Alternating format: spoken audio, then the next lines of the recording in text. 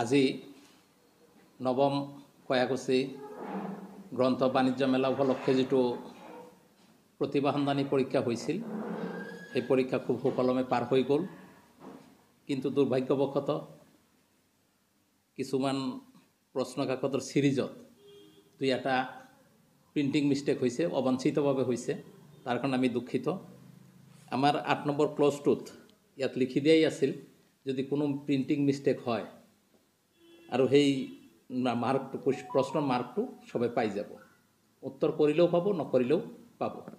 তেনেকুৱাকৈ আমাৰ B ক্যাটেগৰীৰ question number 15 তাত এটা ভুল ওলাইছিল, মানে অপশ্যন কেইটা নাছিল।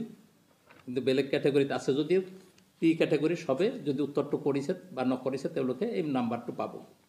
ঠিক তেনেকুৱাকৈ সি ক্যাটেগৰীত তেনেকুৱাকৈ এটা প্ৰিণ্ট মানে অসমীয়াত ইংৰাজীত ঠিকে আছিল কিন্তু অসমীয়া বানানটো ভুল ওলাইছে। জিনটো গীতাৰ্থৰ জাগাত জিনটো বৰা হৈছে। যিকোনো হওক পৰীক্ষাটো খুব ভালদৰে পাৰ হৈ গ'ল। আমি অহা 6 তাৰিখে ইয়াৰ ফলাফল ঘোষণা কৰিম। আবেলি 3টা বজাৰ ভিতৰত ফলাফল হৈ যাব। আমি আশাবাদী, কাৰণ প্ৰত্যেকেই সহযোগ কৰিছে। যিমান ইনভিজিলেটৰ আছিল, আজি আমি 30 জনৰ ওপৰত মানে মূল্যায়ন কৰা শিক্ষকক ইতিমধ্যে আমি ইনভাইট কৰিছোঁ, আমন্ত্ৰণ কৰিছোঁ। তেওঁলোকে অহাকালি ৰাতিপুৱা 9টাৰ পৰা OMR शीटখিনি ইভালুৱেশ্যন কৰি দিব।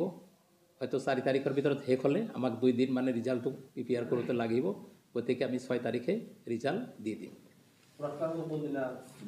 সেইটো হ'ব গ্ৰন্থমেলাৰ শেষৰ দিন 22 তাৰিখে এই পুৰস্কাৰসমূহ পাব। আৰু যিবিলাকে ইয়াত টপাৰ হ'ব বা পুৰস্কাৰ পাব তেওঁলোকৰ ফটোসমূহ আমাৰ যিখন গ্ৰন্থমেলা উপলক্ষে গ্ৰন্থ ওলাব তাত তেওঁলোকৰ এই ফটোখিনি ওলাব। নৱম কয়াকুছি গ্ৰন্থ আৰু বাণিজ্য মেলা 2024 এক বিশেষ আয়োজন। সদৌ অসম ভিত্তিক প্ৰতিভা সন্ধানী পৰীক্ষা কয়াকুছি অঞ্চলৰ 15খন শিক্ষানুষ্ঠানত অনুষ্ঠিত হৈ যায়। আমাৰ মুঠ পৰীক্ষাৰ্থী আছিল 3167 গৰাকী। ইয়াৰে 2910 গৰাকী পৰীক্ষাৰ্থী আজি পৰীক্ষাত বহিছিল আৰু প্ৰায় 150 গৰাকী আমি ইনভিজিলেটৰ নিয়োগ কৰিছিলোঁ। 15জন আমি ছুপাৰভাইজিং অফিচাৰ নিয়োগ কৰিছিলোঁ, 10জন অবজাৰ্ভাৰ নিয়োগ কৰিছিলোঁ আৰু ইয়াৰ লগতে থাৰ্ড গ্ৰেড আৰু ফ'ৰ্থ গ্ৰেডৰ সহায় কৰা হৈছে 15খন শিক্ষানুষ্ঠানত।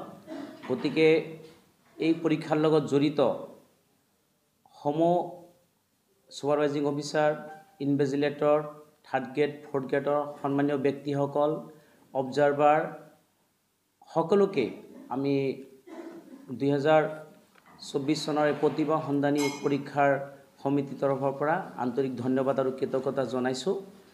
আৰু এই চকতে ক'বলৈ সুখী হৈছোঁ যে এইবাৰ পৰীক্ষাত যিসকল প্ৰতিযোগী ইয়াতে আহিছিল সকলোৱে সুখী অনুভৱ কৰিছে আৰু প্ৰশংসা কৰিছে। ইতিমধ্যে আমাৰ কণ্ট্ৰলাৰ মহোদয়ে ৰিজাল্টৰ দিন ঘোষণা কৰিছে। সেইমতে আমাৰ সকলো কাম কাজ প্ৰস্তুতি হৈ আমি ৰিজাল্ট ঘোষণা কৰিম। প্ৰথম দ্বিতীয় তৃতীয় যিকেইজন পৰীক্ষাৰ্থী ঘোষণা হ'ব এইবিলাকে কোনটো মাধ্যমত ৰিজাল্টটো পাব? আমি প্ৰেছ মিট এখন দিম। প্ৰেছ মিটৰ জৰিয়তে সিহঁতে ৰিজাল্ট পাব। ফেচবুকতো সিহঁতে ৰিজাল্ট পাবলৈ সক্ষম হ'ব আৰু বিভিন্ন ছ'চিয়েল মিডিয়াৰ জৰিয়তে সিহঁতে ৰিজাল্ট পাবলৈ সক্ষম হ'ব। ইয়াৰ উপৰিও আমাৰ সন্মানীয় কণ্ট্ৰলাৰ মহোদয় আছে, মই ডেপুটি কণ্ট্ৰলাৰ আছোঁ। আমাৰ নম্বৰৰ লগত যোগাযোগ কৰিলেও সিহঁতে ফলাফল পাবলৈ সক্ষম হ'ব। যিহেতু এইবাৰ অসম ভিত্তিক পৰীক্ষাটো বিভিন্ন অনুষ্ঠানৰ পৰা ছাত্ৰ ছাত্ৰী আছিল, বিশেষকৈ আপোনালোকে সকলোৱে জানে কয়াকুছি গ্ৰন্থ আৰু বাণিজ্য মেলা কেৱল কয়াকুছি বৰপেটাই নহয়, গোটেই অসমৰে গৌৰৱ বুলি ক'ব পাৰি। আৰু বিশেষকৈ আমাৰ কয়াকুছি গ্ৰন্থ আৰু বাণিজ্য মেলাৰ মুখ্য পৃষ্ঠপোষক মাননীয় জাকিৰ হুছেইন শিকদাৰ ডাঙৰীয়াৰ নেতৃত্বত এক সুনাম কঢ়িয়াবলৈ সক্ষম হৈছে। আৰু সদৌ অসম ভিত্তিত প্ৰতিভা সন্ধানী পৰীক্ষাত এইবাৰ প্ৰায় 137খন বিদ্যালয়ৰ ছাত্ৰ ছাত্ৰীসকলে অংশগ্ৰহণ কৰিছে। এই ক্ষেত্ৰত আমি অত্যন্ত সুখী অনুভৱ কৰিছোঁ আৰু অনাগত দিনত আৰু ইয়াতকৈ বেছি সংখ্যক বিদ্যালয়ৰ ছাত্ৰ ছাত্ৰীসকলে অংশগ্ৰহণ কৰিব বুলি আমি আশাবাদী।